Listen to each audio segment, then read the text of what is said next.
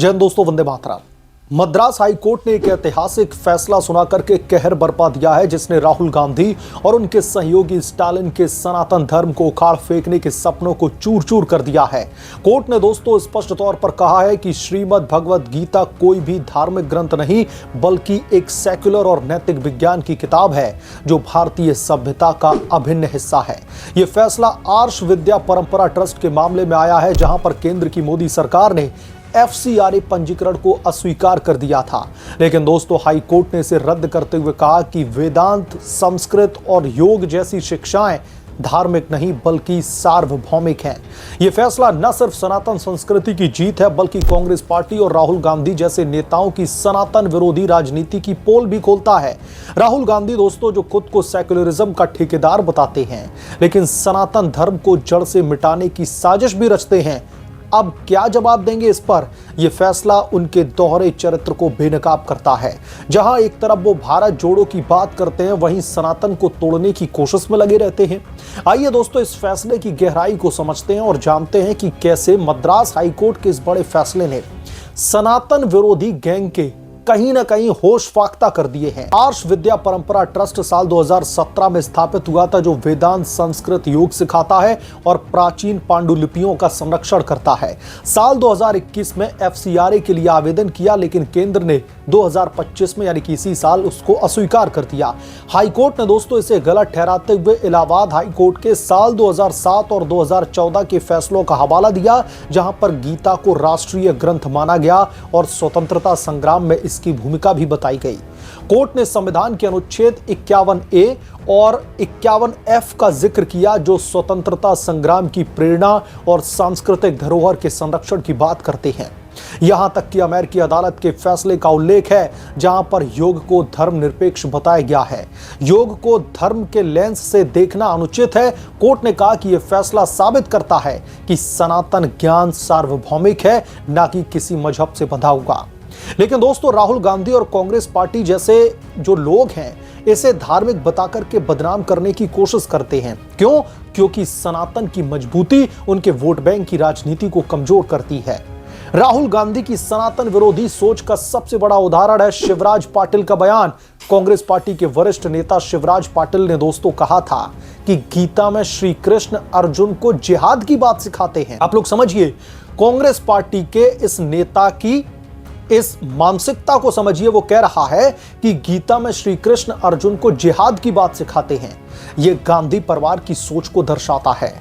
सनातन को जिहाद से जोड़ करके बदनाम करना। राहुल गांधी खुद सनातन को उखाड़ फेंकने की बात करते हैं स्टालिन जैसे सहयोगियों के साथ में।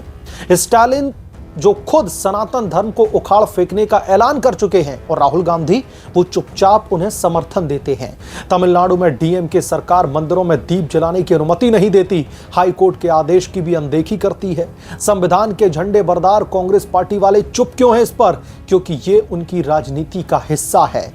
ये सब कुछ उनकी वेंडेटा पॉलिटिक्स को सूट करता है। सनातन धर्म को दबाओ, वोट बैंक को मजबूत करो। मुगलों ने 1000 साल दोस्तों कोशिश की, लेकिन सनातन धर्म को वो नष्ट नहीं कर पाए। अब कांग्रेस पार्टी और वामपंथी ताकतें वही करने का प्रयास कर रही हैं। लेकिन मद्रास की हाई कोर्ट ने उनके मंसूबों पर पानी फेर दिया है। राहुल गांधी, आपके न्याय में सनातन के लिए जगह नहीं है क्या?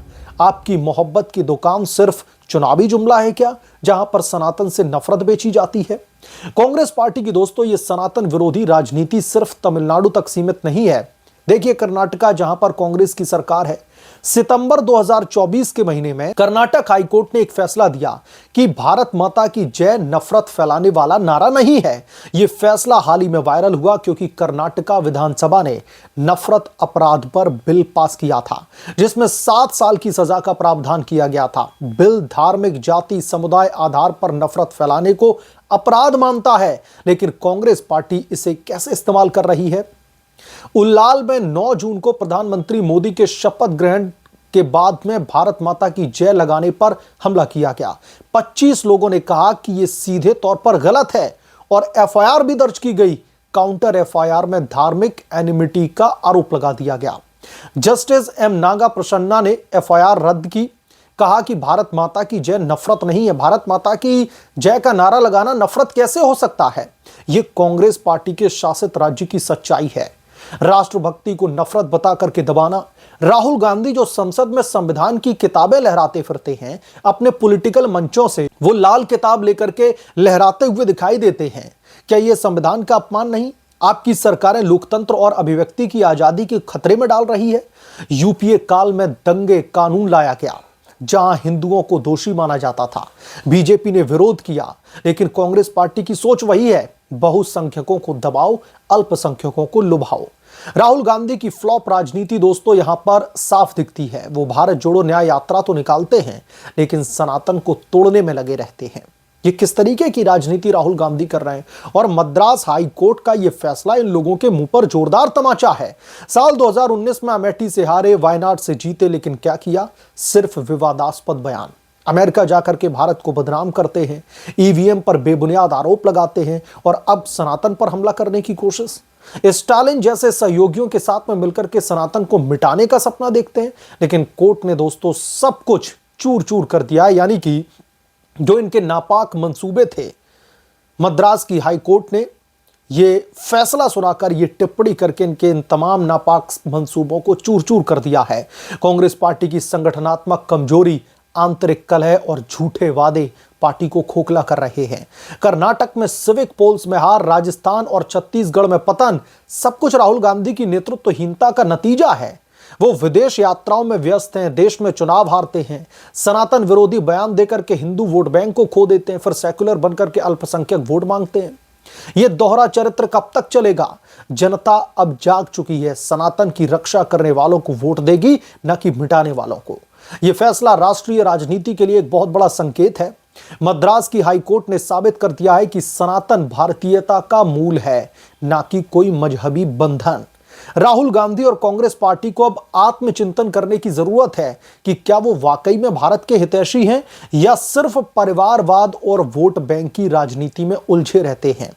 स्टालिन जैसे नेता सनातन को उखाड़ फेंकने की बात करते हैं, लेकिन कोर्ट ने दिखा दिया है कि सनातन अटल है।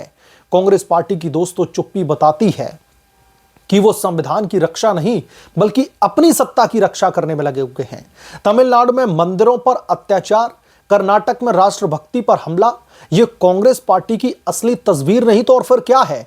राहुल गांधी, अगर आप सनातन के योद्धा नहीं तो कम से कम विरोधी तो न बने। लेकिन इतिहास बताता है कि गांधी परिवार सनातन से दूर ही रहा है। नेहरू से लेकर के राहुल गांधी तक सनातन को सेक्युलरिज्म के नाम पर दबाने की कोशिश की जाती रही है। सनातन के ऊपर इस तरीके की बेहुदा टिप्पणियां उन लोगों के साथ में भी जिससे गलबैयां करते दिखते हैं राहुल गांधी, उनके साथ में गठबंधन करके बैठे रहते हैं। मैं स्टालिन की बात कर रहा हूं। किस तरीके की बेहुदगी भरे स्टेटमेंट उनकी तरफ से आते हैं सनातन धर्म को लेकर, यह किसी से भी छिपा नहीं है। उन्होंने कैसे कैसे बयान दिए हैं सनातन धर्म को लेकर के। और अब मद्रास हाई कोर्ट के इस फैसले से मुझे लगता है कि स्टालिन से लेकर के राहुल गांधी तक ये सब लोग भौचक्के रह गए हैं कि आखिरकार मद्रास हाई कोर्ट ने यह फैसला कैसे सुना दिया।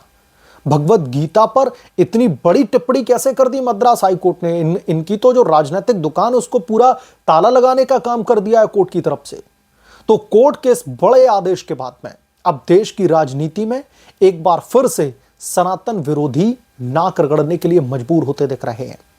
सनातन विरोधियों के मुंह पर यह जोरदार तमाचा मारा गया है मद्रास हाई कोर्ट की तरफ से। और अगर यह कहा जाए कि सनातनियों की एक बहुत बड़ी जीत हुई है मद्रास हाई कोर्ट में इस फैसले के जरिए, तो मुझे लगता है कि यह कहना गलत नहीं होगा। बहरहाल, आप क्या सोचते हैं इसके बारे में? आपकी क्या राय है? हमें कमेंट करके जरूर बताएं। जल्द मिलूंगा किस दूसरे बड़े अपडेट के साथ में, तब तक के लिए धन्यवाद। अगर आप लोग चैनल पर नए हैं तो प्लीज चैनल को सब्सक्राइब करें, साइड बने बेल आइकन को जरूर प्रेस करें, ताकि जब भी मैं कोई बड़ी खबर लेकर आऊं तो इसकी जानकारी सबसे पहले आपको मिले।